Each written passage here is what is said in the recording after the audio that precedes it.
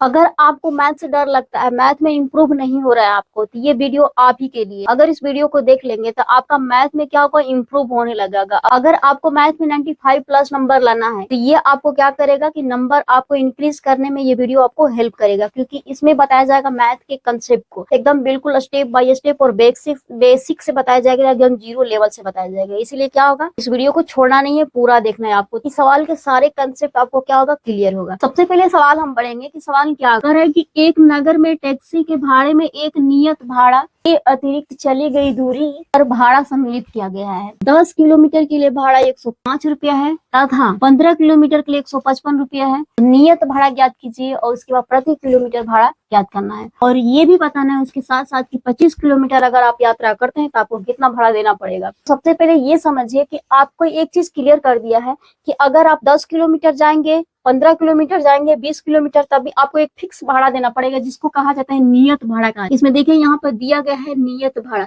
नियत भाड़ा का मतलब समझ लीजिए आप। नियत भाड़ा अगर आप 5 किलोमीटर जाएंगे या अगर आप 100 किलोमीटर जाएंगे, नियत भाड़ा आपको क्या होगा कि फिक्स रहेगा। कितना फिक्स रहेगा, आपको प्रत्येक किलोमीटर के लिए 10 रुपये आपको देना। अब इस बात को समझिए कि नियत भाड़ा का मतलब क्या होता है। नियत भाड़ा का मतलब होता है कि अगर आप यात्रा करने जाते हैं, बस पकड़ते हैं, तो आप 5 किलोमीटर जाएंगे तब भी आपको 10 रुपया ये देना होगा।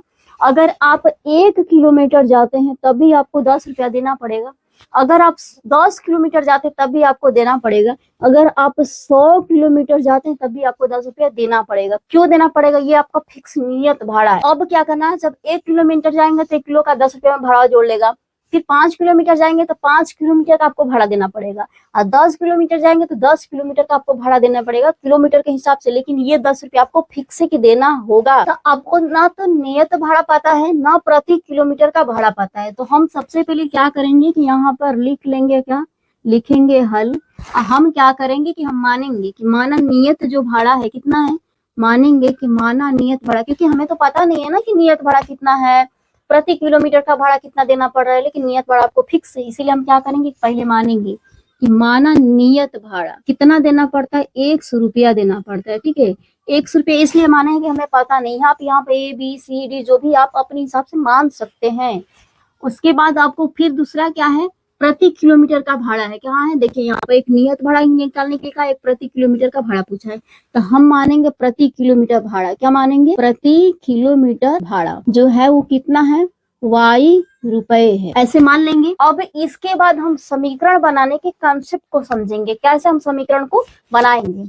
तो अब यहाँ पर देखिए कि अभी आपको बताया गया कि नियत भाड़ा एकदम फिक्स लगेगा। तो देखिए यहाँ पर नियत भाड़ा लेना ही लेना है उसको। नियत भाड़ा कितना है, x है। x क्या है आपका, नियत भाड़ा है, यही है ना, नियत भाड़ा है। लेकिन नियत भाड़ा तो देगा, लेकिन उसके साथ ये जा कितना रहा है, 10 किलोमीटर जा रहा है। तो 10 किलोमीटर जा रहा है तो 10 लिखिए, और 10 किलोमीटर जा रहा है, 1 किलोमीटर का भाड़ा कितना है, Y रुपया है, तो 10 Y होगा ना जी। हाँ, कैसे होगा, देखिए 1 किलोमीटर का भाड़ा जो है Y रुपया है, कितना किलोमीटर जा रहा है, 10 किलोमीटर जा रहा है, तो 10 Y रुपए उसे देना पड़ेगा ना। तो वही बात है, नियत भाड़ा तो लिख दिए, 10 किलोमीटर जा रहा है, 1 किलोमीटर का भाड़ा कितना है, Y रुपया है, और ये नियत भाड़ा 10 किलोमीटर का भाड़ा ये जब जोड़ के दे रहा है तो कितना दे रहा है, 105 रुपया दे रहा है। तो यहाँ पर लिख सकते हैं 105 रुपये लिख सकते हैं। बात समझ में आ रहा है, कंसेप्ट समझ में आ रहा है आपको, एकदम बिल्कुल समझ में आएगा। वीडियो के अंत तक बने रहिएगा, तभी आपको कंसेप्ट समझ में आएगा। आधा अधूरा देखेंगे तो फिर अटके रह जाएंगे। अब कैसे निकालेंगे ये समीकरण बनाने की कंसेप्ट हम आपको बता रहे हैं। अब दूसरा देखिए कैसे यहाँ पर बनाए। 15 किलोमीटर के लिए भाड़ा 155 रुपये वो दे रहा है। कितना दे रहा है, 155 रुपये दे रहा है। तो जब 155 दे रहा है तो 15 किलोमीटर के लिए भाड़ा भी दे रहा है, और नियत भाड़ा तो अलग से देना ही पड़ेगा उसको। लेकिन दोनों मिला के 155 दे रहा है, बस इतना ही आपको पता है ना। आपको नियत भाड़ा पता है ना प्रति किलोमीटर का भाड़ा है। तो आप नियत भाड़ा कितना माने हैं, 1 माने हैं, तो 1 लिख दीजिए। उसके बाद 15 किलोमीटर के लिए भाड़ा ना, हाँ 15 किलोमीटर के लिए भाड़ा इसको जोड़ दीजिए, क्योंकि दोनों जोड़ के देगा ना, नियत भाड़ा और प्रति किलोमीटर दोनों जोड़ के देगा 155 रुपये। अब प्रति किलोमीटर का भाड़ा कितने है, Y है, तो यहाँ पर लिख देंगे Y। अब देखिए कितना आसानी से सिंपल सी आपका समीकरण ऐसे बन गया। तब अब हम लिखेंगे प्रश्नानुसार, क्योंकि प्रश्न के अनुसार हम समीकरण लिखेंगे जो भी दिया हुआ है। तो यहाँ पर लिख लेंगे, क्या लिखेंगे, प्रश्नानुसार। उसके बाद प्रश्न के अनुसार क्या कह रहा है कि 10 किलोमीटर दूरी तय करता है तो कितना देता है भाड़ा, 105 रुपया देता है। तो पहले तो हम नियत भाड़ा उसे देना पड़ेगा, नियत भाड़ा उसे देना पड़ेगा ना, हाँ नियत भाड़ा उसे देना पड़ेगा। क्यों देना पड़ेगा, क्योंकि वो फिक्स है भाड़ा, ठीक है। आप चाहे 10 किलोमीटर जाइए, चाहे 15 किलोमीटर जाइए, चाहे 2 किलोमीटर जाइए, चाहे 1 किलोमीटर जाइए, तो ये नियत भाड़ा फिक्स हो गया। उसके बाद कितना किलोमीटर जा रहा है, देखिए यहाँ पर 10 किलोमीटर जा रहा है, तो यहाँ पर लिखेंगे 10, और किलोमीटर का भाड़ा कितना है, वाई है, तो यहाँ लिख देंगे वाई।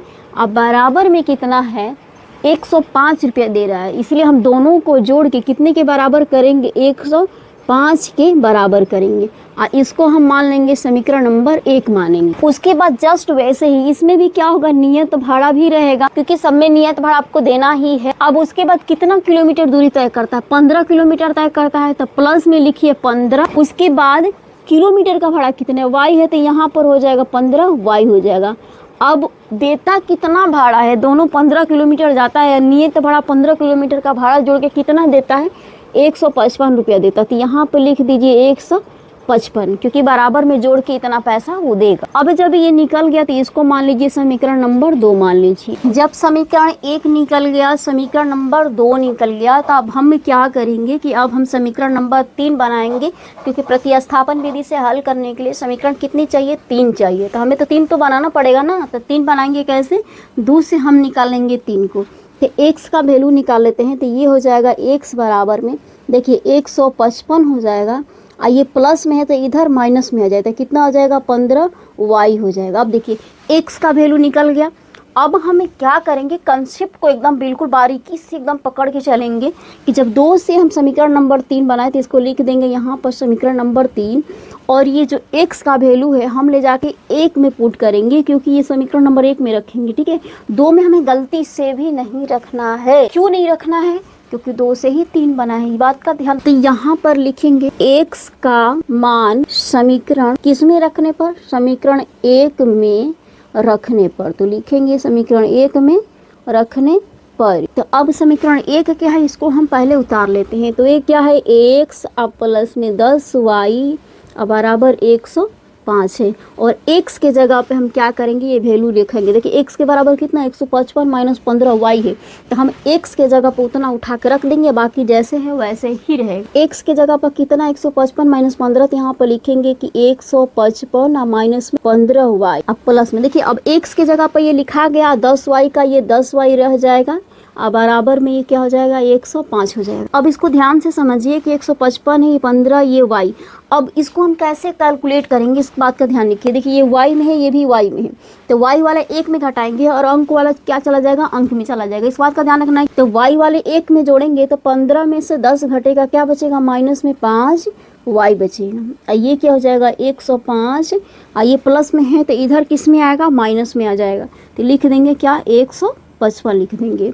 तो -5 वाई बराबर, इसमें से घटाइए कितना घट रहा है, 155 में से घटेगा तो माइनस में क्या बचेगा, 50 बचेगा। अब देखिए यहाँ पर कि ये माइनस से ये माइनस कैंसिल हो जाएगा, ये माइनस से ये माइनस कैंसिल हो जाएगा, लेकिन 5 से भी 50 कट रहा है, एकदम बिल्कुल कट रहा है, क्योंकि 5 के पार में 50 आता है, तो इसको भी हम कहा करेंगे, कैंसिल कर लेंगे, कट रहा है तो कटा देंगे। देखिए 5 एकम 5 और 5 दहा 50, हमें निकल के क्या आ गया, y बराबर निकल के आ गया क्या, 10 आ गया। और y क्या था, y क्या था, y था हमारा प्रति किलोमीटर का भाड़ा था। प्रति किलोमीटर का भाड़ा कितना लग रहा है, 10 रुपया लग रहा है। अगर 1 किलोमीटर तय करेंगे तो 10 रुपया लगेगा आपको। अब y का वैल्यू निकल गया। अब हम क्या करेंगे कि y का मान किस में रखेंगे, समीकरण नंबर 3 में रखेंगे। क्योंकि समीकरण 3 में क्यों रखेंगे, क्योंकि x बराबर 155 माइनस 15 वाई है। आपको समझ में आ रहा होगा कंसेप्ट, ठीक है, एकदम बिल्कुल बारीकी से समझेंगे। अब हम y का मान किस में रखेंगे, समीकरण नंबर 3 में रखेंगे। क्यों रखेंगे इस बात को समझिए, क्योंकि x बराबर 155 माइनस 15 वाई, तो यहाँ पर हम y का वैल्यू रख देंगे तो हमें क्या निकल जाएगा, x का वैल्यू निकल जाएगा। और x क्या है, हमारा नियत भाड़ा। तो हम इस साइड बना लेते हैं ऐसे, क्या करेंगे, लिखिए यहाँ पर y का मान समीकरण किस में रखने पर, तो यहाँ पर आ जाइए समीकरण नंबर 3। यहाँ पर लिखिए आराम से कि समीकरण नंबर 3 में रखने पर। तो समीकरण नंबर 3 क्या है, यहाँ पर देखिए कि है x के बराबर है 155 माइनस 15y है, यही है ना। हाँ बिल्कुल यही है। इसको कैसे रखेंगे, x बराबर हो जाएगा 155 और माइनस में 15 और y का वैल्यू कितना है, y का वैल्यू यहाँ पर आ जाइए, y का वैल्यू कितना निकला हुआ है 10, तो हम करेंगे y की जगह पे 10 करेंगे। बिल्कुल समझ में आएगा, आपको घबराने की कोई ज़रूरत नहीं अगर आपको मैथ समझ में नहीं आता है तो, क्योंकि स्टेप हमें नहीं छोड़ना है, कंसेप्ट हमको क्लियर करते चलना है। अब यहाँ पर y की जगह पे हम रख देते हैं 10, क्योंकि y का मान 10 आया हुआ है। अब ये हो जाएगा x बराबर हो जाएगा 155 माइनस 15 दहा में 150 होता है ना। हाँ बिल्कुल होता है। तो यहाँ पर लिखिए 150 और 155 में से 150 घट जाएगा तो x बराबर निकल जाएगा 5। अब आपको आशा करती हूँ कि आपको ये मैथ का कंसेप्ट क्लियर हुआ होगा, ये आपको सवाल समझ में आया होगा, ठीक है।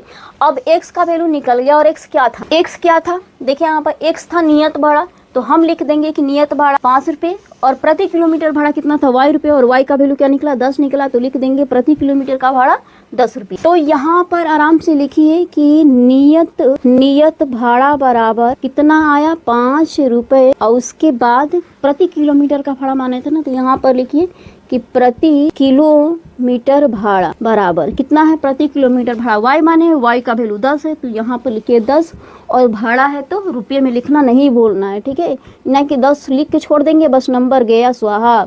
अब यहाँ पर लिख दीजिए आंसर एकदम बिल्कुल। तो चलिए फिर मिलेंगे अगले वीडियो में अगले क्वेश्चन के साथ, तब तक के लिए राधे राधे। और बहुत ही बारीकी से और मैथ के हर कंसेप्ट और हर स्टेप को क्लियर करते हम चले।